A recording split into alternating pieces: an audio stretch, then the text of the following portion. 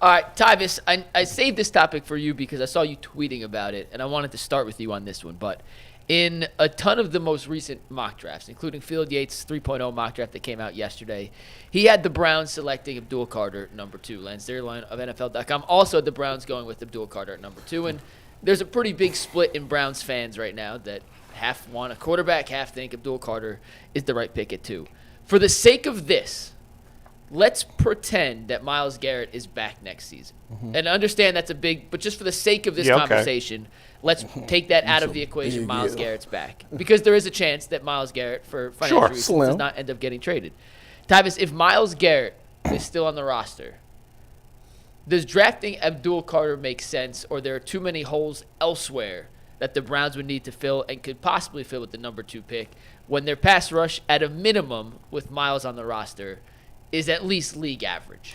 So I'm going to answer the question by saying this. I had this same argument. I went on Cleveland Browns Daily yesterday with Nathan and Bo, and we had this discussion because Nathan's on this whole. I saw it. Yeah, he's on this whole, like, you got to get a quarterback at 2. No matter what. And my thing is, what my whole point of the whole thing is that if the quarterback that you love isn't that good or isn't worth the number 2 pick and he's going to be there in the second round, take him in the second round. Like, you don't have to take him there. You can take him at 34. But you can't ever know that for sure. I know, but yes, you can. Because if your guy is Jalen Milroe, you think Jalen Milroe going in the first round? Well, how do we know, like, who's picking, who's the lowest, who's got the latest pick in the draft that could potentially take a quarterback? Pittsburgh? Probably.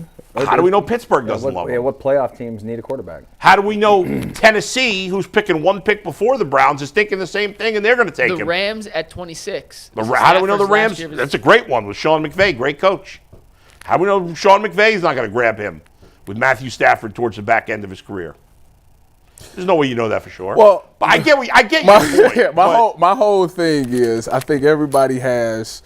Listen, these is professional. This front office is professional. They know which round certain people are going. You know how I know they know? Yeah. Because, heck, Dane Brugler, when I do the Browns draft show, they give us this thick pack. It's the thickest packet I've ever seen in my life. It's Dane Brugler. He got all the players in there, what round they going to be selected. Yeah. And I promise you, that man probably like 90% correct on what round people go. It's unbelievable. That's why I respect Dane so much, because Dane, you be on the money with some of the stuff you be coming up with. So if Dane Brugler can have that, then you mean to tell me a front office don't know if a quarterback is going to go in the first or second round? They know. You know. You kind of know. And if the guy that you love is going to be there, why waste it on the second pick where you can get him in the second round at 33? Is it that big of a gap in these quarterbacks that you can't? Because a lot of people say that none of these quarterbacks are franchise quarterbacks. That's what they say. None of them are franchise. But it doesn't matter what the general public I agree. It's all about what you say. Right, but if the Browns say none of these guys is franchise quarterbacks, then I wouldn't take any of them. That's my whole point. So that's why I would take the talent at 2 with Abdul Carter. Okay. Now, to answer your question, does Abdul Carter solve the Browns' biggest issues? No, their biggest issue is the quarterback. Everybody knows that. Like that, no. But I tell you what, it would be nice to see him and Myles on the same D-line. Obviously, that would increase the defense. If Mike Hall continues to take another step, and Dalvin Tomlinson is still there, you have a very solid defensive line. Everybody knows that if a D-line is great, take the Super Bowl. Josh Sweat went out there and changed the whole game. Von Miller changed the whole game. You got a good defensive line, and you're hitting on some of those draft picks. It really changes the entirety of the defense. What changed about the Browns defense, not this past season, the year before?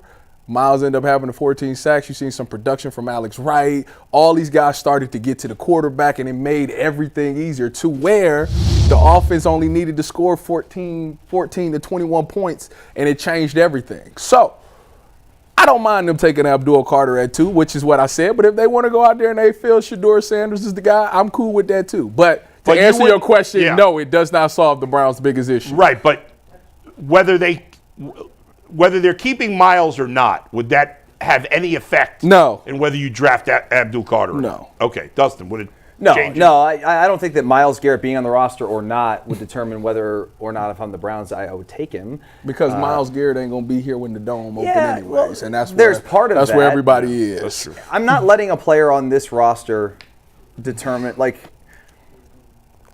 need a quarterback. We know that. Yeah. Okay. If they're not going to take a quarterback at 2 because of the things that Tyvis feels and some of the other people feel about these quarterbacks, then you're going to take somebody else or you're going to trade out of that spot. Abdul Carter's awesome. Why wouldn't you want an awesome player if you're not going to take a quarterback there? You have to take somebody. I mean, I do think that he's probably the best player you can get. Everyone's all high on Travis Hunter, which I think he's a great player too. Don't know if that's the fit for the Browns, but no, I think Myles Garrett has nothing to do with what the Browns are going to do at 2. Go ahead. Before you go, I will answer by saying that also in the same breath, if they didn't take Abdul Carter, all the experts say that this year edge rushers you can get you a good edge rusher because it's like 100 of them in this draft. So if you don't get Abdul Carter, you can get a good productive edge rusher in the second round as well. Go ahead. Yeah. So let's see. Okay. So my thought on this is very simple. If you're not, quarterback changes everything. Quarterback moves. In other words, if I were drafting, I'm always taking the best player available. The only thing that changes that is the quarterback. All right? But if I've decided that Abdul Carter is the best player in this draft, if I've decided 2 things, that I'm not taking quarterback, I don't think any of them are good enough that I want to use a first-round pick on him. That's what I've decided as the GM. My next conversation is, who is the best player? Yes. Who is the best player in this draft? I don't care what position he is. It doesn't matter. It doesn't matter if that's the number 1 or number 7 need. I want elite talent. Yes. And you can't.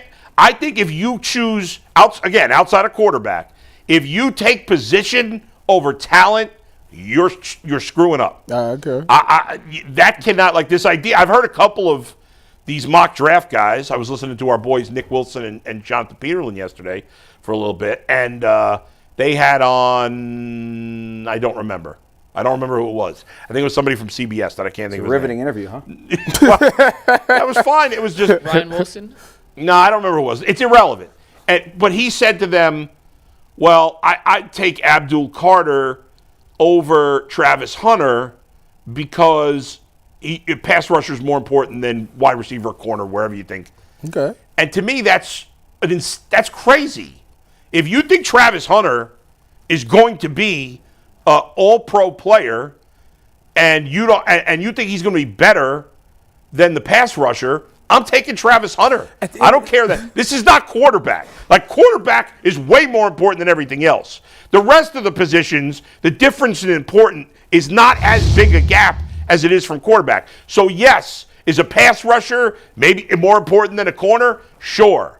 But if I've decided that Travis Hunter is a once-in-a-generation player, and I'm going to either start him at corner and have a package of plays for him at wide receiver, or I'm going to start him at wide receiver and then play him on third down at corner or whatever I'm going to do, there's no way I'm taking Abdul Carter if I think Travis Hunter's the better player. And I don't care what I have at corner, and I don't care what I have at wide receiver. Give me the better player. I agree. Well said. I think that is spot on. And I will say, when we talk about we always talk about this quarterback thing and all those things. And I remember we did the exercise where we was when we looked at all the starting quarterbacks and how 25 of them was in the first round. Right. Yeah. And I thought about Jalen Hurts was a second-round pick. He was, yeah. And he was high in the second round. But yes. The Browns had a luxury of having a high second-round pick yes. this year. So if you want to take something you learned from the Super Bowl, from the Eagles, you can still get you a good quarterback with that 30. There's been some good quarterbacks early second round. 34th pick. So Drew Brees was an early second round pick. That's what I'm saying. So it's not the end all be. At the end of the day, it's about getting the guy that's gonna fit that like I say, what I've learned is that for some odd reason people can't read defenses. If your quarterback can at least read a defense with Kevin Stefanski's offense, you should be remotely good. You should be at least decent at best. It's not like Jacoby Brissett was the greatest thing in the world, but yet he was a very productive player. You know, Case Keenum, Joe Flacco. Joe Flacco was a Super Bowl champion, so I can't say him. But all these other guys that's come in and let's look pretty decently. They all knew how to read defense, so. Yeah, can't miss that layup. That should be the minimum when you talk. When you go when you go to the combine and you do these interviews and you tell them, "Hey, what defense is this?" This is what you do. You look at it pre-snap. You say, "What do you think that defense is in?" He should be like, "Oh, it's 2 high safeties. All right, look like it could be cover 2. Okay, cool. Snap the ball. If you look at that safety, one of them should rotate. If they stay high, you should know it is. But I would let the play go for maybe 1.5 to 2 seconds, and then I would say, pause it. What coverage are they in?